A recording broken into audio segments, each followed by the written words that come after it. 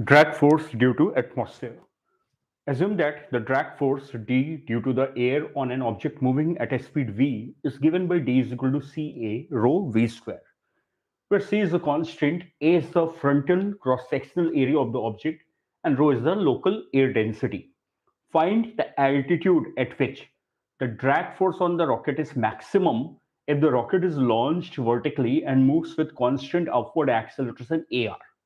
ठीक है, तो यहां पे आपको दिया हुआ एक मॉडल दिया है कि एटमॉस्फेयर एक रेजिस्टिव या ड्रैग फोर्स लगा रहा है जिसकी value C A rho V square दी है।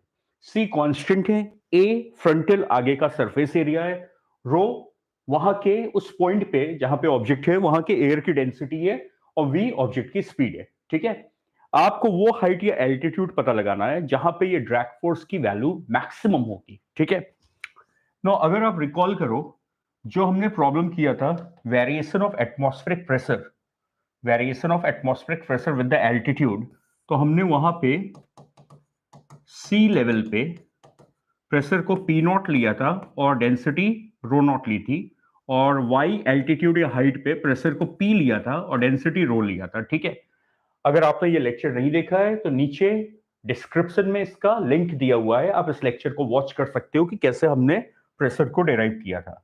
तो यहां पे हमने देखा था कि वाई हाइट पे जो हमारा प्रेशर आया था वो आया था P naught E index minus A Y. ठीक है, ये आपका प्रेशर वाई हाइट पे या एल्टीट्यूड पे आया था। और हमने यहाँ पे एक और पॉइंट देखा था कि हम अगर कांस्टेंट टेम्परेचर एटमॉस्फेयर का मॉडल लेते हैं, ठीक है, जो यूजुअली हम करते हैं, तो pressure density is proportional to pressure, यानी आप लिख सकते हो rho divided by rho not is P divided by P nought. ठीक है, ये भी हमने इस लेक्चर में देखा था फंडामेंटल के।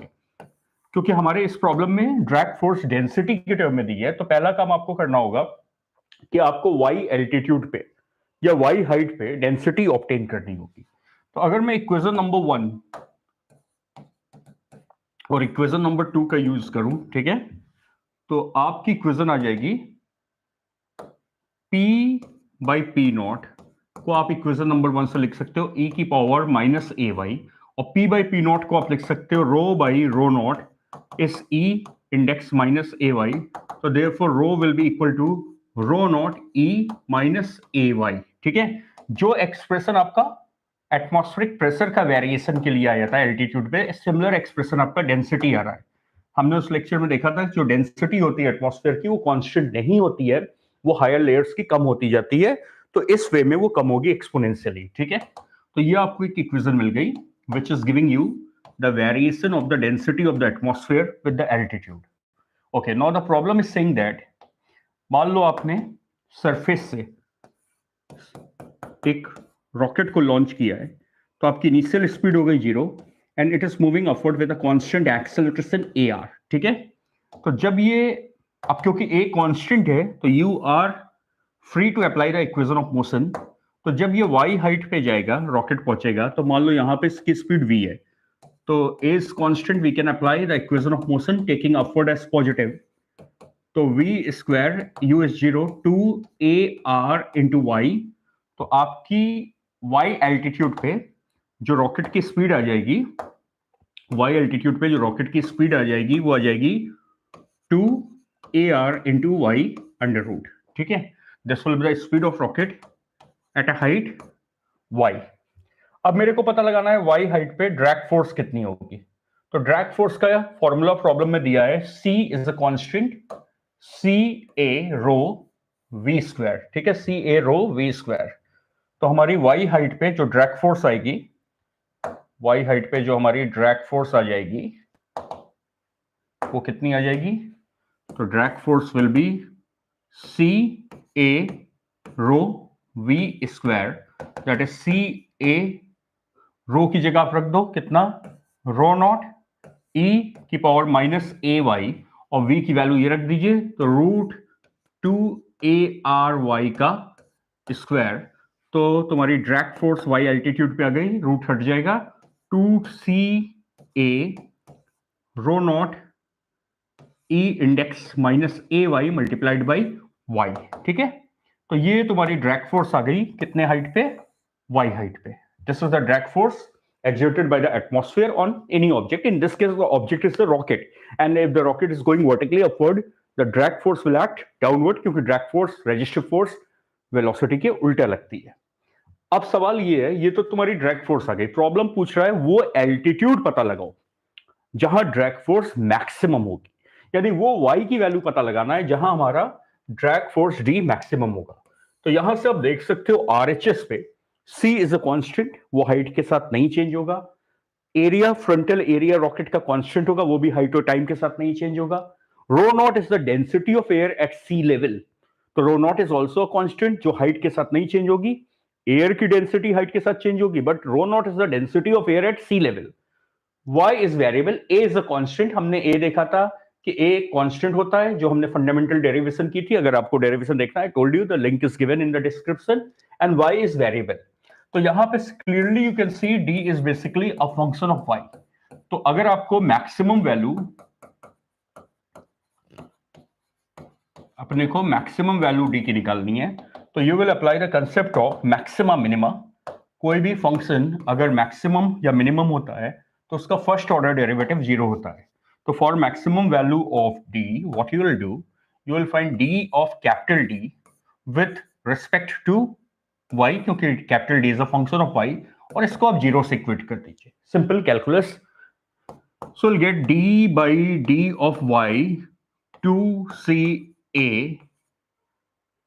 rho naught e index minus ay into y will be equal to 0.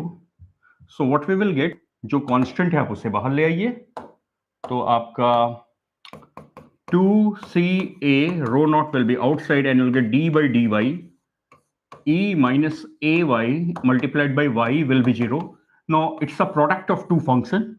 आप देख सकते हो यहाँ पे दो फंक्शन है आपके पास, एक एक्सपोनेंशियल फंक्शन है e index minus ay और एक y है. So we will apply the product rule of derivative, product rule of differentiation.